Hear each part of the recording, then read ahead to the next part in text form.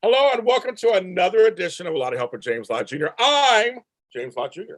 And this is my online network, JLJ Media. That's right, 35 shows of all kinds of goodness and diversity on my channel. So we are here to talk to people about things that they're doing out for their community, which I'm very happy to know this. This person has found his calling. He is the founder of Neighbors Together Oakland. I know Oakland. We're going to talk about that. But what he's doing should be being done. I know, so get my English together. I am smart. Should have did in other places too. This should be something to be happening all over the place. It's not just happening in Oakland. We're going to talk about how he started this, what's going on there, and I've still a ton of questions for him. NeighborsTogetherOakland.org is the website. My new friend Seneca Scott. Hi, Seneca. Hey, James. Good to see you. Same here. Before we get to all the other heavy stuff, what does Seneca do to relax? Oh, good question. I see some booze back there. I'm sure that works. Yeah. Actually don't drink hard liquor a lot. Oh, okay. That's why that bottle was full. One of them's empty, but that's because I have a guest who likes the James Lott. So I'm happy to have Uncle Nearest here, a black-owned Hey, there you go. distillery. But I drank maybe one drink, and my campaign manager, Dan, likes it. He never had it, and he tasted it because it was a gift. 3 bottles ago, it was a gift. And now I keep it here for him when he comes over to work because I don't have any money to pay him. So I gotta have some Uncle Nearest until we can get our papers straight. We give our money back to the movement as soon as we get it, kind of. So, but I like to drink beer. 1 or 2 a day on average. I like to smoke cannabis.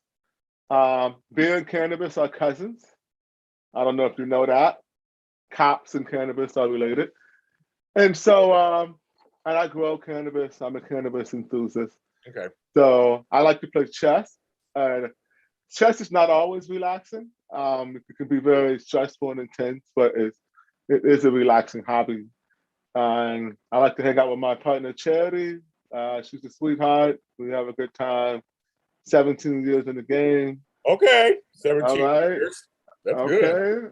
That's well. And my friends. I have close group of friends, and I really enjoy being around them. The family that you choose, right? So I guess that, and I read.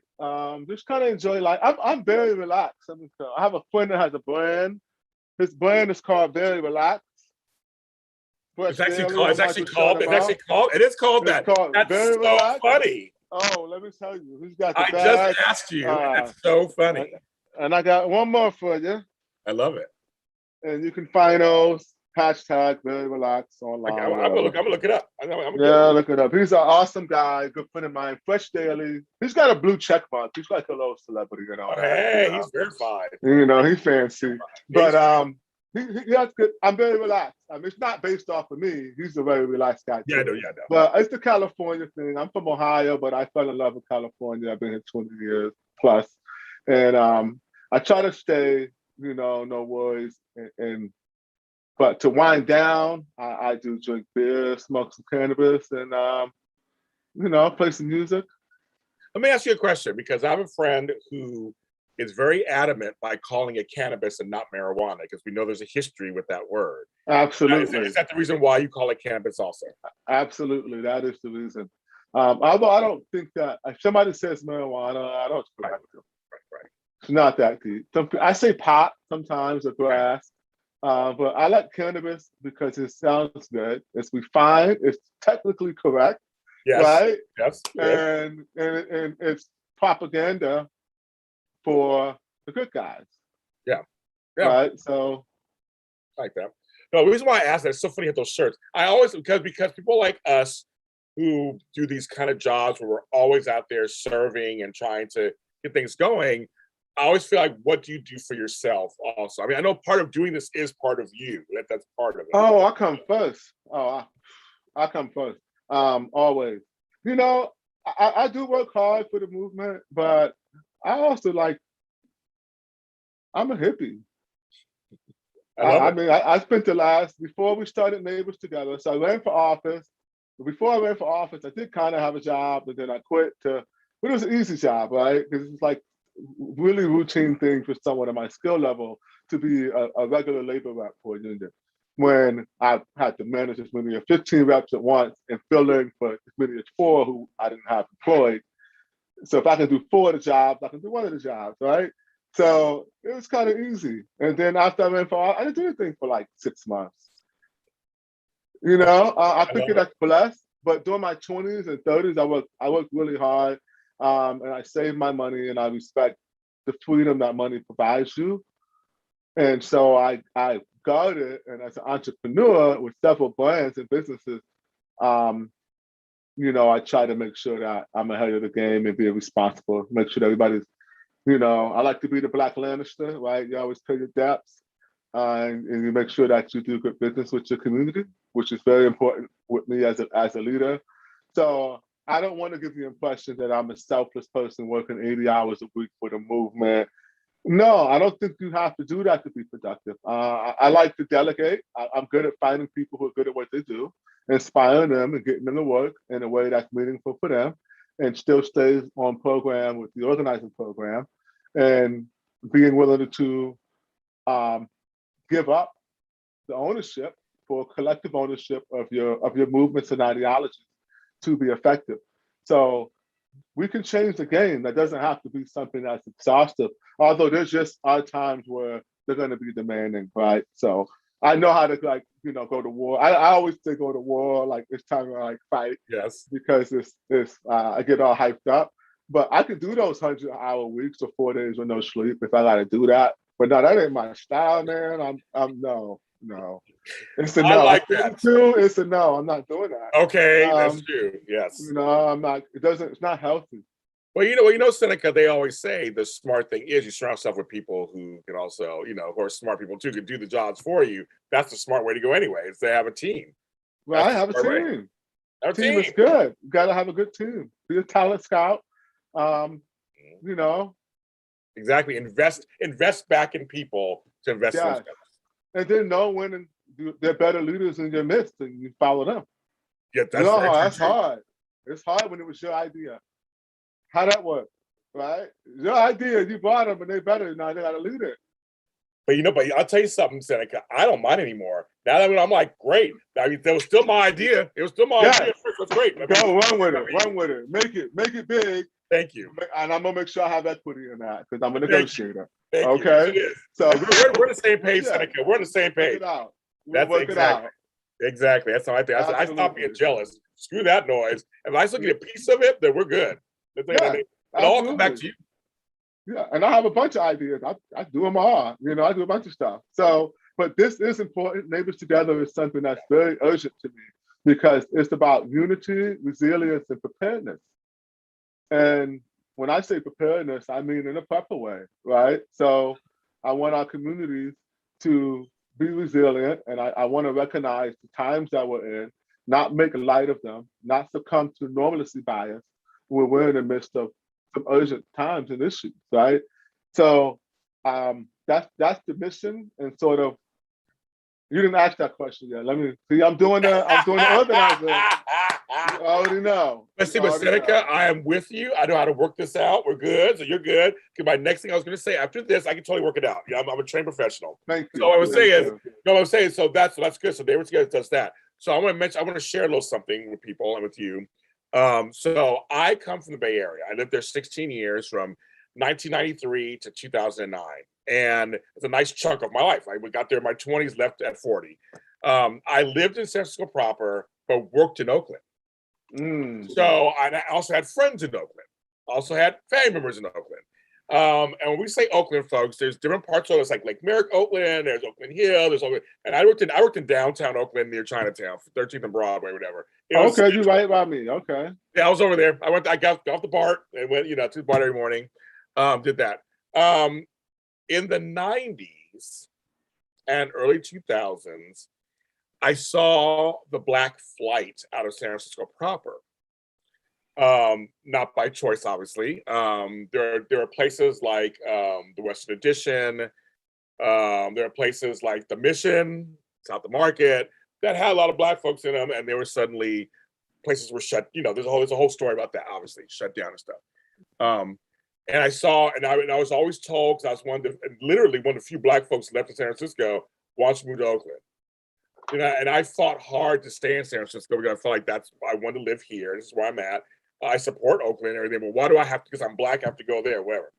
But I also watched Oakland change the same time period. It wasn't as simple as all Blacks just went to Oakland. Like, Oakland became something different too.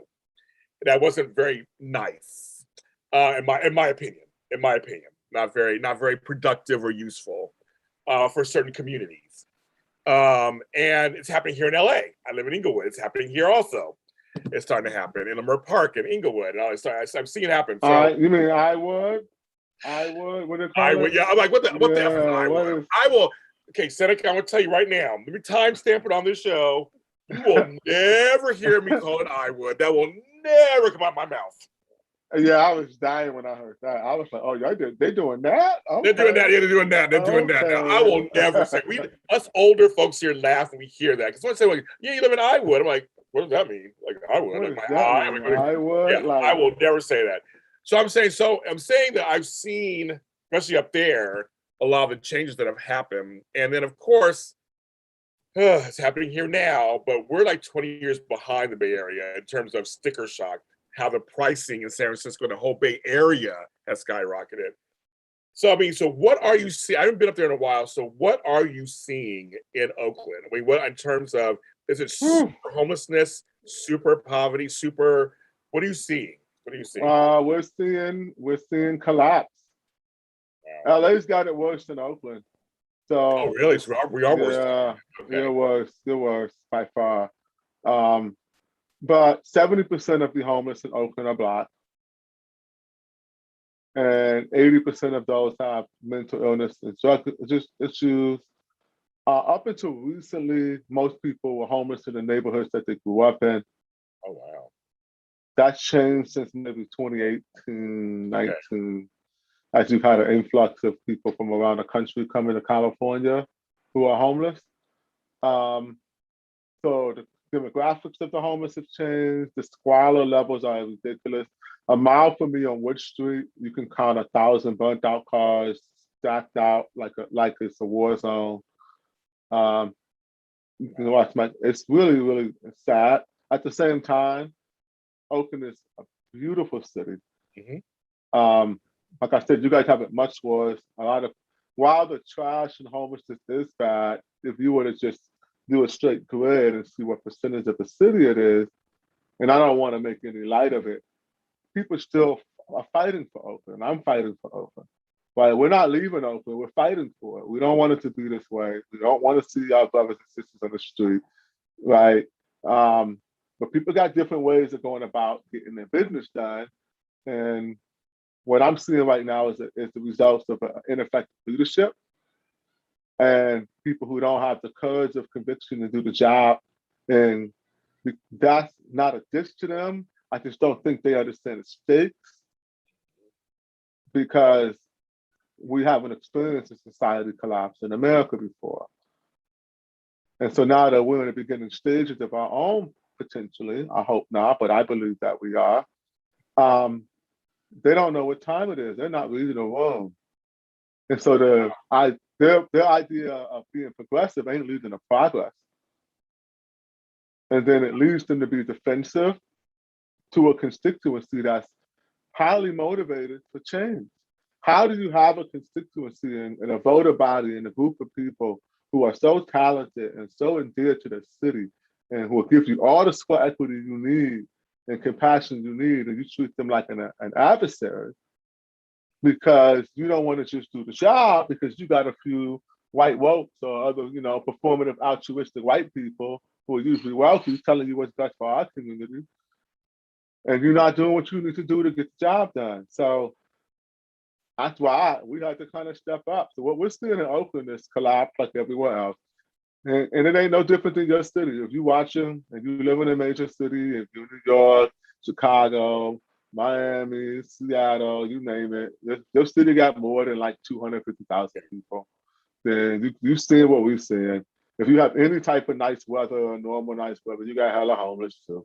and you got people who need housing. And I mean, how long are we going to ignore that the rent moratoriums are over now, and the federal unemployment extension ends in tomorrow? Yeah. So it's scary. It's so scary. Very scary, right? It's now. I And mean, I feel like it's now. We all know it. Come on, man. People know it. So people need to. You can't solve a problem you ain't gonna admit it's a problem. So, right. But what's interesting is you brought up gentrification, and most of my immediate financial benefactors that paid for the lawyer, that's Black, Jamie Wright. Oh, good. That paid for our PR company, Jade Umbrella. They're not Black, but they're my people. Oh, so Jamie Wright's your lawyer? Yep. Oh, I love her. Okay, I love her. Yeah, it's a family affair. You know, okay, Jay, I love her. You know, She's been on the show. Yeah. I love her. So, yeah, I love her. Okay. our organizations are Black. I'm Black. I'm trying to do stuff for a Black neighborhood, but the people who gave us them first big checks were big-time property developers. Wow. Who felt disenfranchised because they felt that wokes and progressive had taken over the government, and they wanted a more moderate candidate to get behind. Now, if I'm the moderate candidate, that's wild. And you're not right? Is that interesting? That's interesting. Because really I got like people like Black Panthers. I see right there. I see behind you. Yes. I'm like this. Yes. That quick. Okay. Yes. I mean, I don't just go cannabis. I sell it, and I tell everybody this, and they still fuck with me and want to give me money. You know, it's crazy, brother. It is crazy right. Time. Right. But we also have a thriving community garden that feeds our neighborhood. And we have proof of concept to show what urban livestock and renewable urban agricultural systems look like. So there is a lot to balance that. We started a festival called Localized that brings thousands of people to our neighborhood for free music festivals where vendors can come in for free. They talk about 95% Black vendors, right? But the constituent that makes it up, it's like 60-40. It mimics what Oakland, but it's Black heavy. But here's the thing: these white people are your neighbors too now, and they live there. And then if something happens, you look to the left and right of you for help. And if they white, you're either gonna tear each other apart or you're gonna build each other up. So you gotta both try to figure out how to hold space and keep whatever Black people we have left by making sure that people like ourselves, and I don't even like to say at the table, fuck that table, right? Yes. I told these white people, and I big ups to them, because 30 didn't write the check and 2 did. That means they had to be brave too, because all their peers said, "You want? I know, what? True, right? You gonna rock with him?" And they said, "Yeah," and we're gonna win. And now we're fucking winning, right? And now they're all coming running back. Of course, right? So, yeah. But they did believe. And it wasn't Black people who gave me them checks, right? So I'm just gonna keep it 100 with you. And when I tried to pitch it, I was like, they asked me, how are you gonna spend getting checks from us? Some of us, you know, we kind of like in the middle or Team Red, or, you know, like, we're not very liked by your community. And I said, oh, that's what reparations looks like. And they said, we don't like reparations. So first, before let me give this conversation some context. Yeah. I had a rule for them. I said, you need to talk to me how you talk when there ain't no Black people in the room. And if you're Jewish, you need to talk how you talk when only Jews are in the room. And I'm gonna talk how we talk when only Black people in the room. And we're gonna see how this works. Nobody gets their feelings hurt, okay? And people did it. It was a real ass shit, okay? Oh, wow, okay. So they said, we don't like reparations. We don't agree with that. I don't even want to say that. I don't like that angle. And I said, I can convince you in 3 minutes. You got 3 minutes, James? 3 minutes. Okay. That reparations is not only cool, but you'll vote for my reparational policy. And if you agree to this, I need you guys to become foundational donors and donate $20,000 each to get us started. And they said, game on. I said, okay. Question number 1. Black people and natives got messed up from slavery, and then we still messed up from it. Okay, I'll give you that. Okay, one. I figured, because if you said no, I'm hanging up the phone. Yeah, I know. Right? Yeah, it's that's Like, true. we're not even talking. And I said that. Like, we're not even talking no more. Right. And I make the joke, and we laugh. Like, I would have hung up the phone. Like, I swear to God. Right? Like, and then we're laughing. It's a funny time. Yeah. I said, all right, question number 2. What is the means of an oppressed people to get their footing back? Or what is the means of any person who, whether it's artificial or God or nature, how do people get back from being messed up in the day? And I waited, and they said money. I was like, no, that's not what I'm looking for. And then the mother, Molly Westphal, who is a Bay Area alarm company heiress, and in Westphal, very powerful Bay Area family, said, mother of 6, says education. And I said, bingo, education. Okay, question number 3. This is not, this is an agreement of facts. How do you base education dollars in public sector in America? They said property taxes. Okay, you guys are real estate people, you know that. Bingo, done. We're 3 for 3, or 4. Now, 4, here's the big one. Who had a 400-year head start in acquiring that property? And not even talk about redlining and all the other Right. Okay, now the 5th question, my reparational policy. I want to know if you vote yes or no on it. For the next 20 years, Black people and Native Americans, we don't pay any taxes whatsoever, except sales tax, because that's just too difficult. So no capital gains tax, no nothing, no federal tax, no nothing. So we get a third of that income back we was taking, or more, depending on your status. Yes. And you don't pay for any public higher education. So all state schools are free. Was 20 years. Would you vote for that? They said enthusiastically so. I said, okay, I will look for the check for $20,000 each. Okay, thank you. And you guys will be offered board seats. And we can get the fucking what? You agree with reparations. You just don't agree with excessive taxation when you don't trust the leadership that's levying it on you. And they said, oh, okay, all right, you get it. You're kind of smart. I'm like, yeah, I'm not like a superstar. I just know what time it is. All right. In my former life, I'm a union negotiator. Union boss. I'm a union staff. I know how to do that, but it needs to count for something now. That's not a check. Like, we need to live our lives with more purpose and more meaning. So if you're gonna give us some money for that, and somebody asks me, there's reparations. Don't tell me how to get it. Go get yours. Don't wait for the government. You better find you some white folks with some money and go tell them you need to get back to the hood. Because one of the reasons that we're at where we're at is because the elite have divested from our neighborhoods. And that's Black elite too. Yeah. Okay. So that's what I'm seeing in Oakland, a long-winded 10-minute answer. I love the answer. That is what I'm seeing in Oakland. And to tie it in a little bit of like how we're trying to reapproach how we're dealing with it in a different way. Because we are having a moment where corporations are, they on some woke shit. How do you use that where it's more than a performance? Yeah. In a de jure moment. How do you use that to say, okay, well, if you woke for real, give me some equity. Well, that's what we're doing out here. Yeah.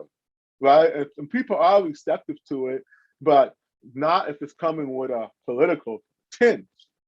And so what we call ourselves is a post-partisan solutionary movement. Like and Neighbors Together, we're not going left, or we're not going right. Yeah. We're going up or down. We're going up. Either you have integrity or you don't.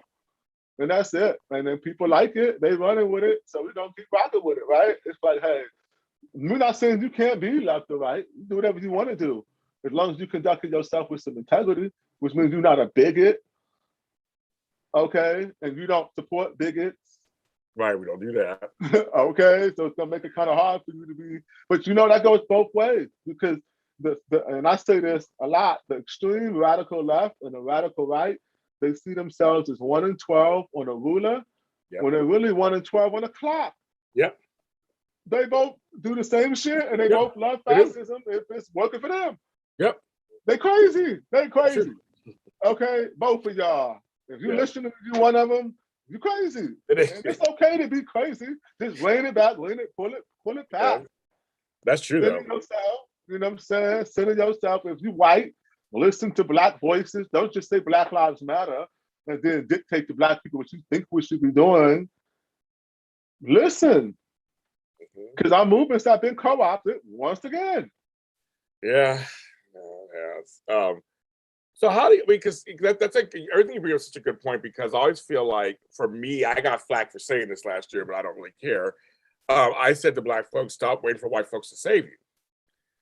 My whole thing was try to find your way through this, try to find your way above. You know, we have to do it ourselves in many ways. We have to find the path. I mean, we can sit at home and wait and go, okay, well, when's it coming? You'll be waiting until you're dead. I mean, it's here. Winter is here now. I mean, right. But you know what I mean? It's like, you have to, like you just said, I agree with you. You have to go out. You have to like just dig out there and get it. Excavate. Right just now. Dig it out. Exactly. You have to. And I think that's something that I think it's a great message for people out there. It's like, you know, everybody knows what's been done wrong to us and to Indigenous people. Everybody knows it. At this point, you have to live under a rock if you don't know this at this point. Everyone knows that we're becoming this class welfare system at this point. It's becoming class. It's becoming, everybody's a have-not, basically, if you think about it, and a few of them have. Pretty much everybody. All of us. I mean, yeah, I own a house and everything. Well, I'm not rich. It's really a 9 out of 10. Yeah. 9 out of 10 people are in a different class than the other 10%. And the width is dramatic. And in that 10 to 13%, you have your kind of people who could go either way. Yeah. But, you know, those are numbers on the computer screen. Yeah. If your wealth is numbers on a computer screen and it's not a hard, tangible asset, I wouldn't sleep too tight tonight knowing you're going to wake up with it tomorrow morning. So you need to be figuring out how to turn your wealth into a hard, tangible asset. If you don't hold it, you don't own it. Well, I learned from the late Prince when he said you should own all your masters and stuff. I feel like that's in life. That's in life. That's in life. You need to own stuff. You need to own stuff, okay? So you do, I know you can go get the money.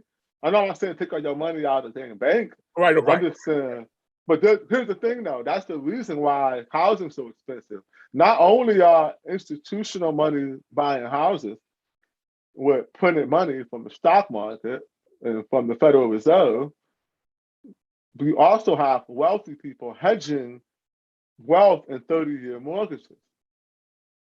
Because a 30-year mortgage and an economic collapse at a good interest rate, one of them good mortgages, remember the joke? Yeah. You got a good mortgage with a low interest rate, and inflation is crazy. You dancing.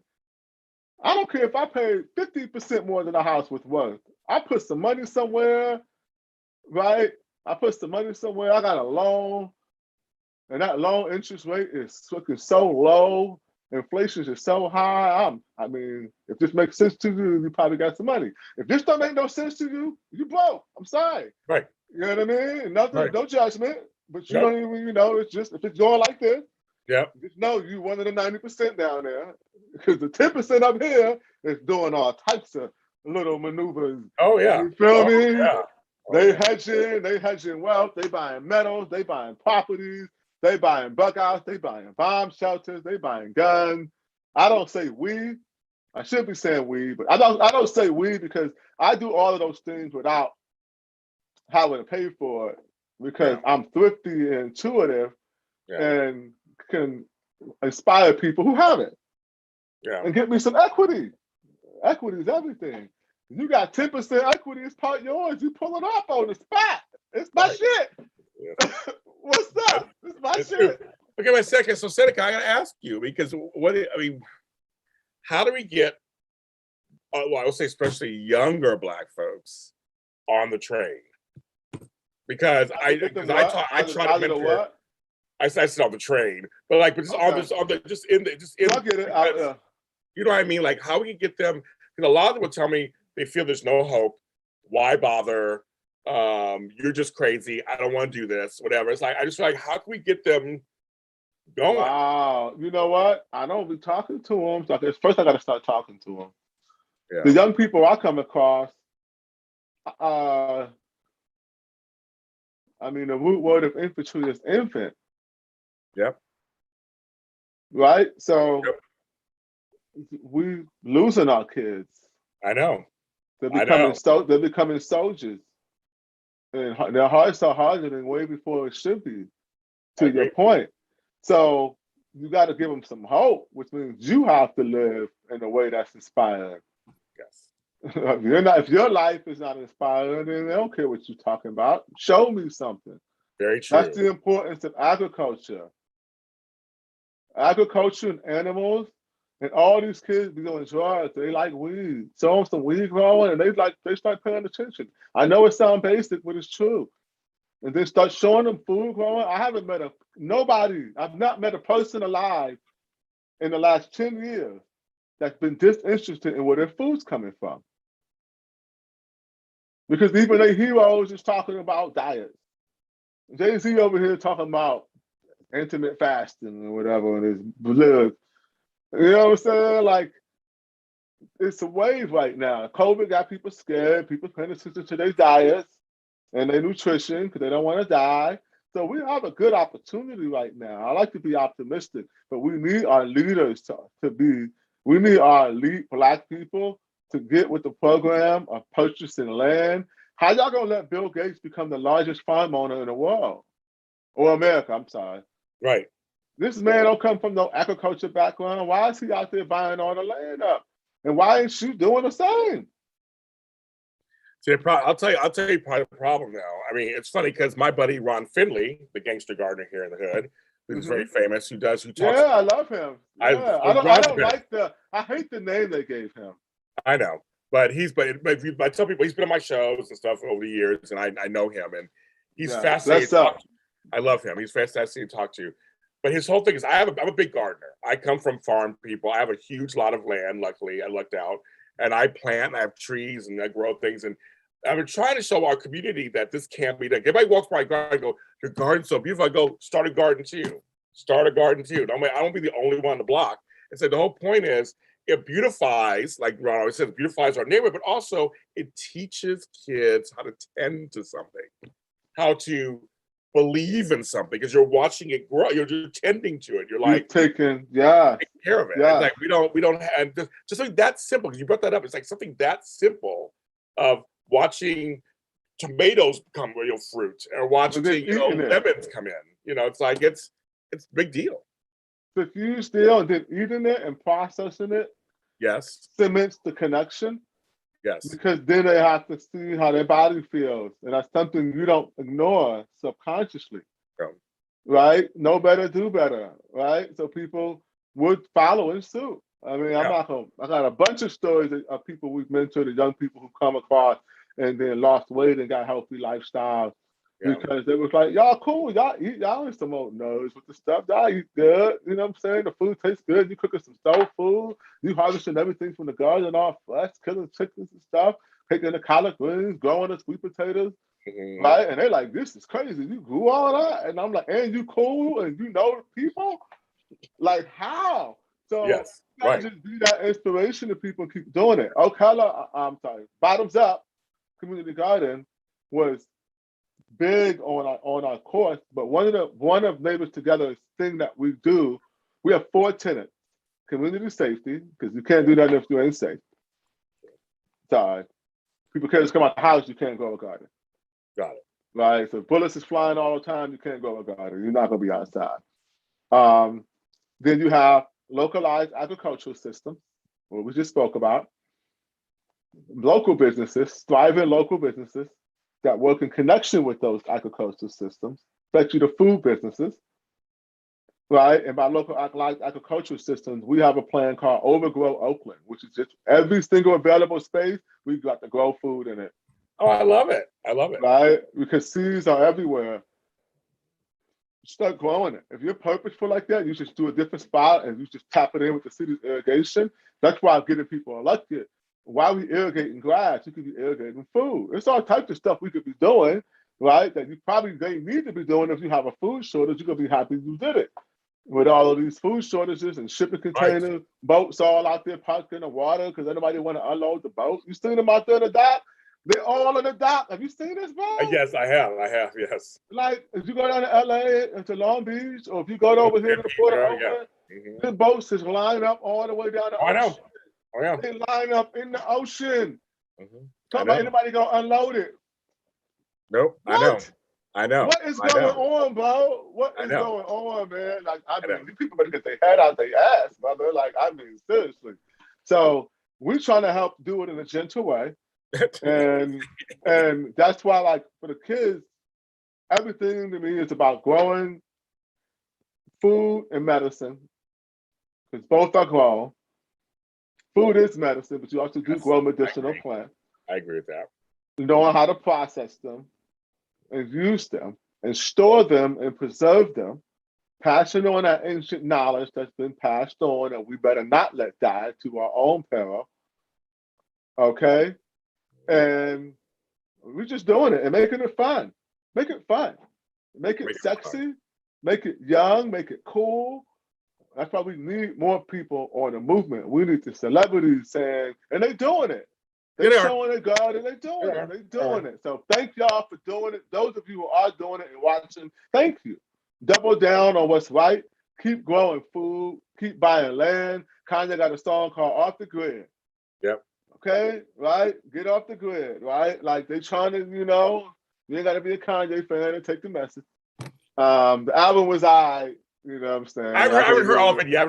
I've heard certain songs. I like 24 Hours, and that's about it. Okay. It's a gospel song, though. Like, it's a gospel album. You know. He's Kanye. He's crazy. But, he's a genius, Well, yeah, I think if he gets his mouth shut and just does music, I'm all for it. He needs to do a little bit more to keep his mouth shut because he did a lot of harm. I know. To Black people, so he needs to do some atonement. Yeah, well, that too, yes. That too. I agree with you. I'm just saying it's a start. But I support him. I'm rooting for everybody Black. I support him.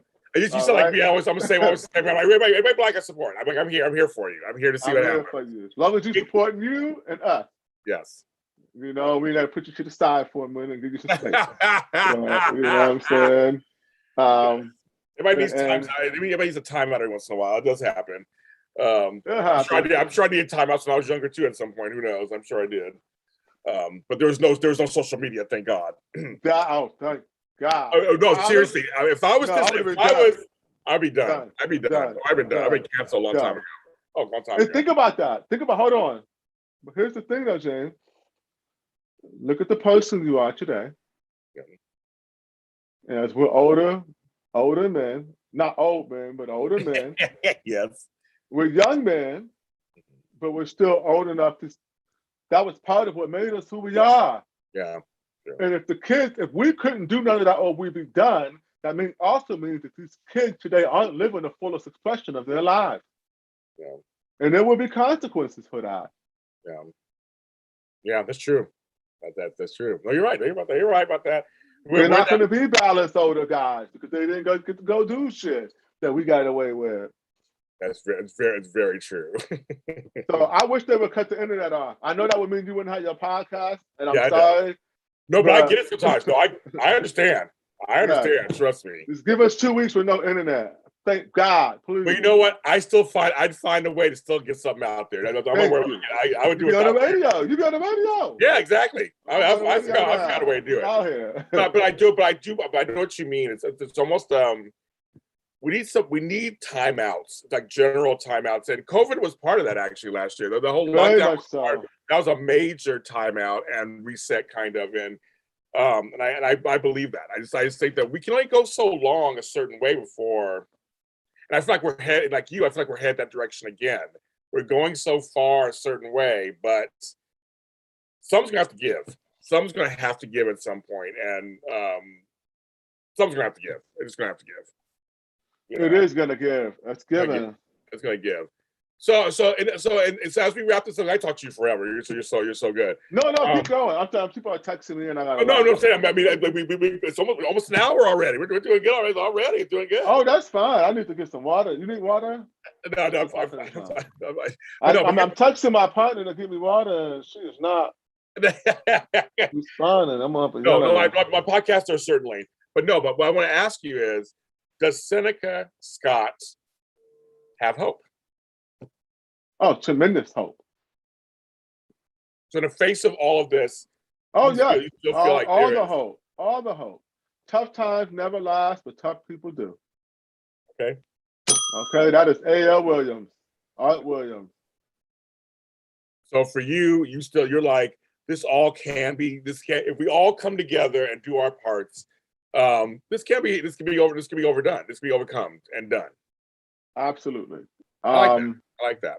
I do. I mean, maybe it's because I was the person in 2018 telling people to prepare for America's little collapse, and people looked at me like I had horns in my head.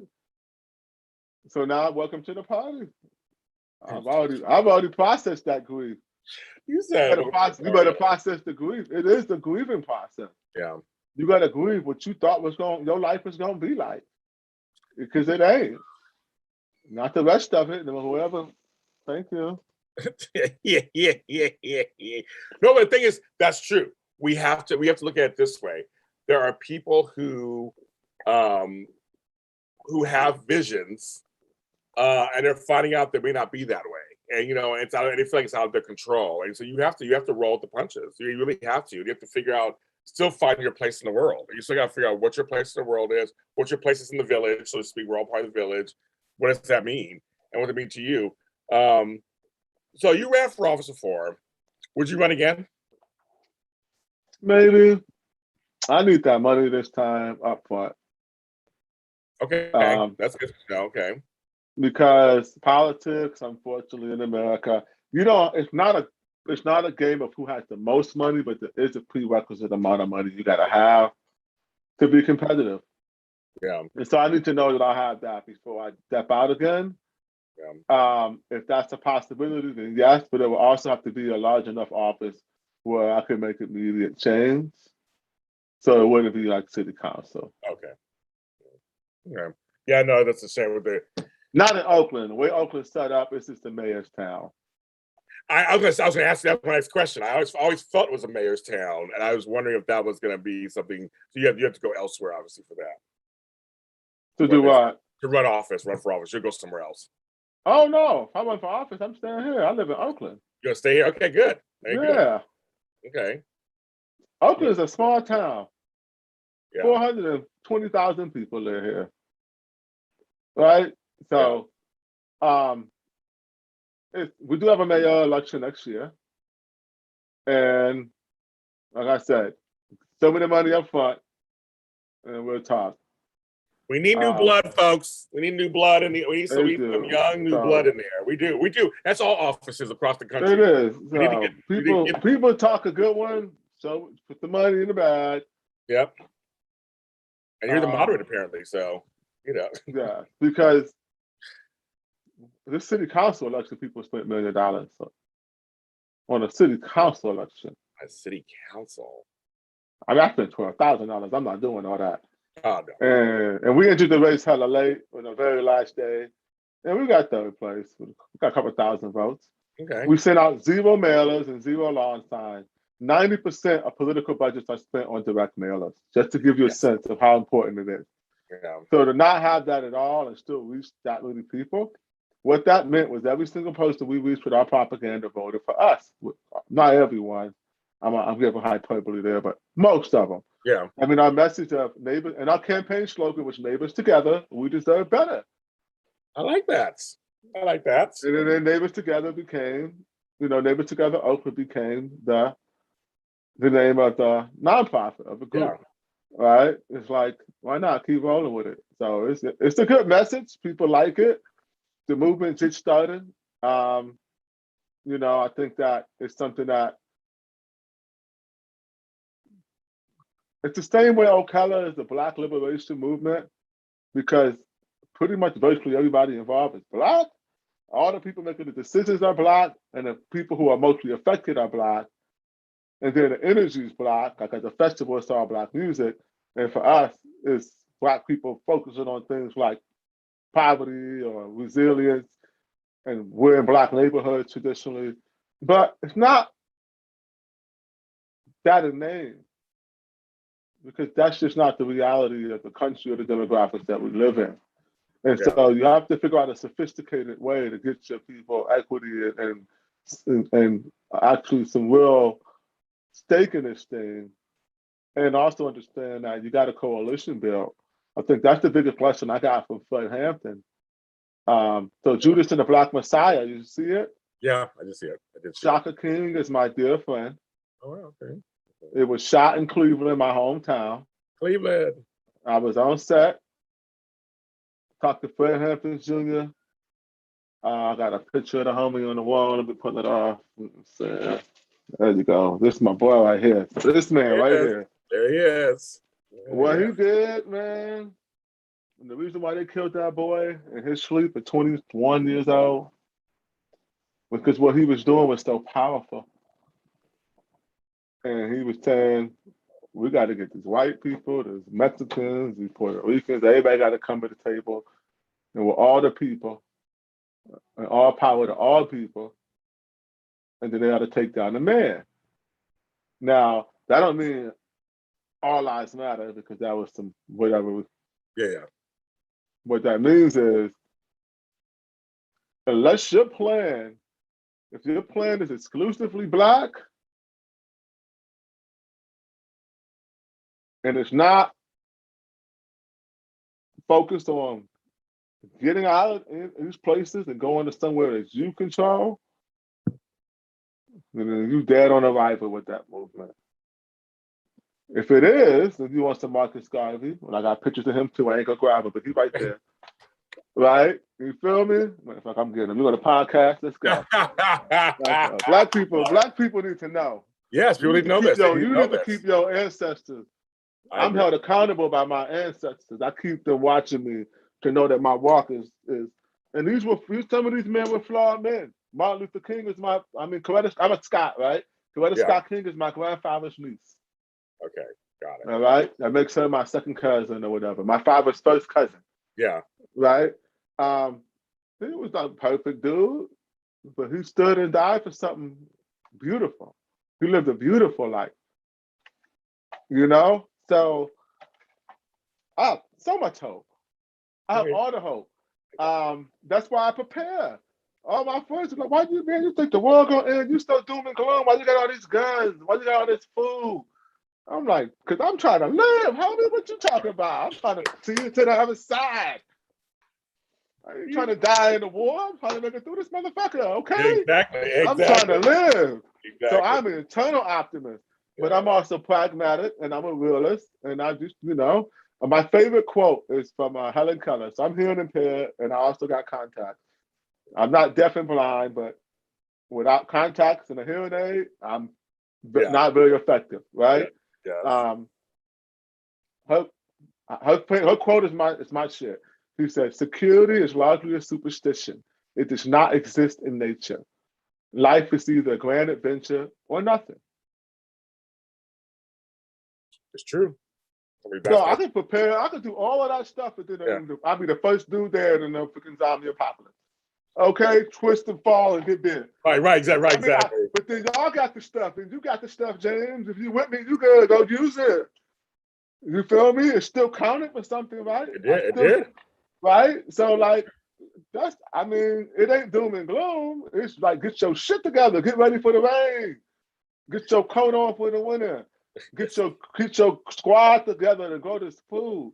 Buy some land with your Black people so you're not under the thumb of the government feeds you what they want to feed you if it's some food shortages. If it ain't no food in the grocery store, you ask Al, homie, what you gonna do?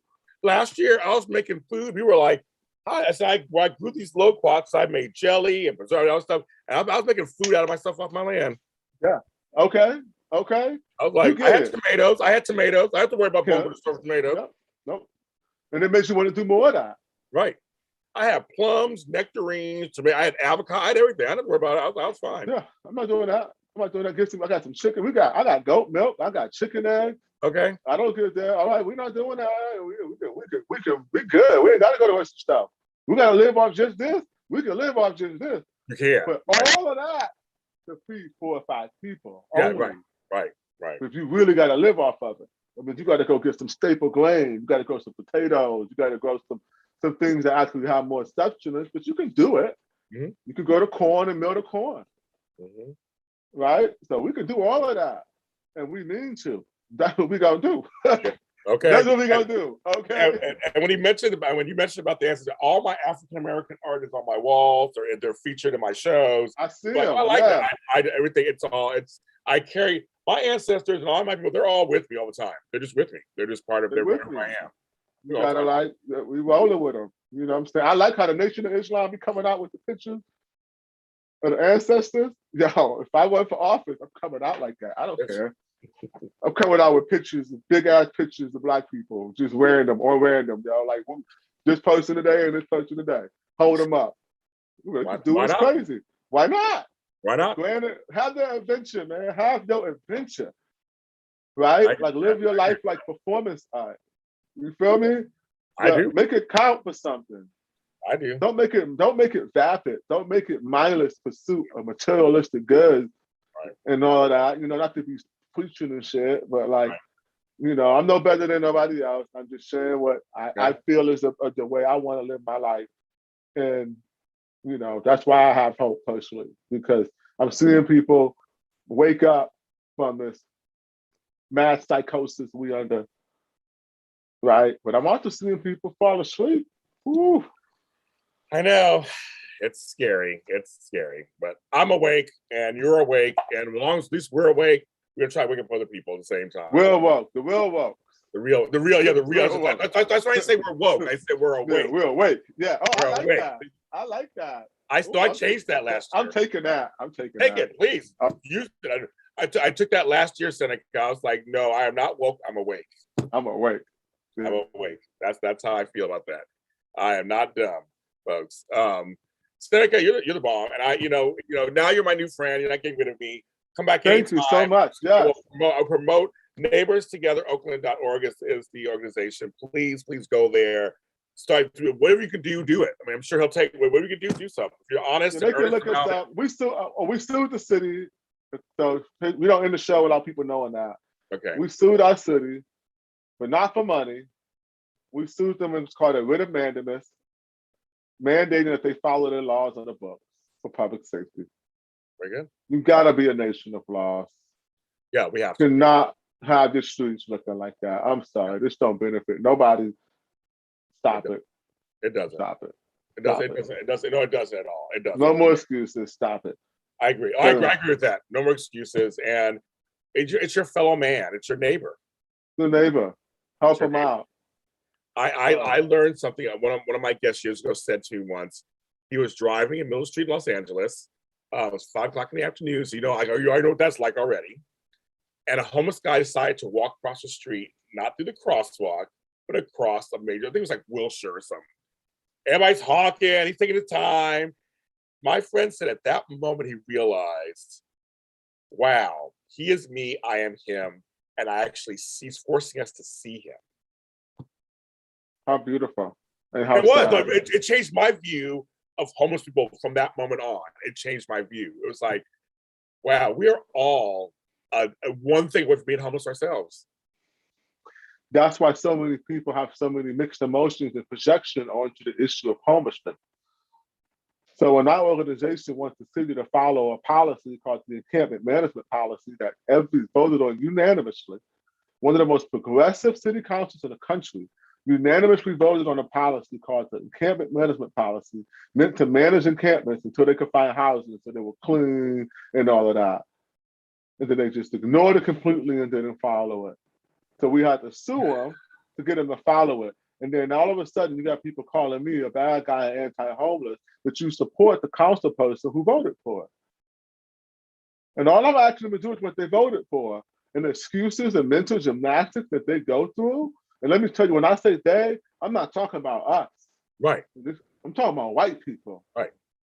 And when white people start coming all crazy to me about I'm not progressive because I want somebody to do what they said they was going to do, to affect my neighborhood that you voted for, you got me fucked up. And these white wokes, they're gonna have to answer to this movement. If you're a white person and you want to help people, that performative altruism is not helping us. Get off the soapbox and get in the hood. give something of yourself for real that's gonna hurt you a little bit. Stop performing for people to see you. Okay? Because the Karen is the opposite side of the purple hair white woke with the Black Lives Matter flag in a window. You are Karen too on the other end of the spectrum. 1 and 12 on the clock. Check yourself, please, urgently. You're not helping us. That is a PSA. Any white person listening who is a white woke, okay? Pass it on. Yes, I agree. I totally agree. I try to be funny. You got to be funny, man. For people I know, you got to be funny. Oh, we know. But I meant that though. I know you meant no. I'm chuckling because I agree with you, but I just said that we know. See, Black folks know how ugly the world can be already. We don't have to be. I don't need to see 10 million videos. I need to be reading articles. We already know. So we use humor. It happened to us. We already know what happened to us. Yeah, we know already. We already know. It's not James. I'm like, okay, I've had it happen to me before. Like I've had police stuff to me. I mean, unfortunately in my life also. So it's like it's not anything new.